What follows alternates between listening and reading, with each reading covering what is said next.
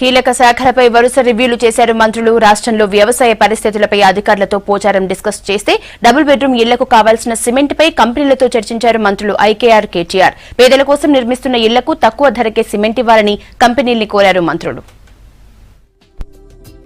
Double bedroom ఇళ్ల నిర్మాణంపై focus చేసింది రాష్ట్ర ప్రభుత్వం.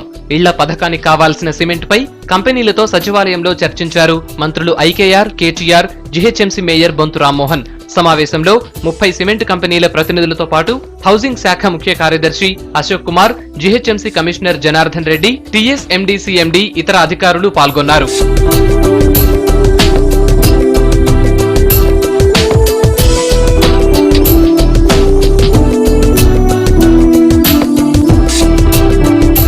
డబుల్ బెడ్రూమ్ ఇళ్ల నిర్మాణానికి కావాల్సిన సిమెంట్ను మార్కెట్ రేటు కంటే తక్కువ ధరకే ఇచ్చేందుకు సిమెంట్ కంపెనీలు అంగీకరించాయని చెప్పారు మంత్రులు. బస్తా సిమెంట్ను ప్రభుత్వానికి 230కే ఇచ్చేందుకు ఓకే చెప్పాయి కంపెనీలు. ఇలాంటి కార్యక్రమానికి సామాజిక బాధ్యతగా సిమెంట్ కంపెనీలు సహకరించాలని కోరింది సర్కార్.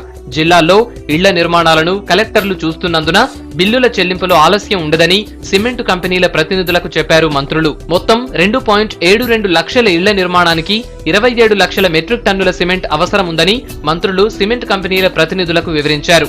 ఒక్క జీహెచ్ఎంసీ పరిధిలోనే 1,08,000 ఇళ్లు నిర్మించనుంది ప్రభుత్వం. మరోవైపు గత ప్రభుత్వ హయాంలో నిర్మించిన రాజీవ్ స్వగృహ ఇళ్ల కేటాయింపులపై ఉద్యోగ సంఘాలతో చర్చించారు మంత్రి ఐకేఆర్.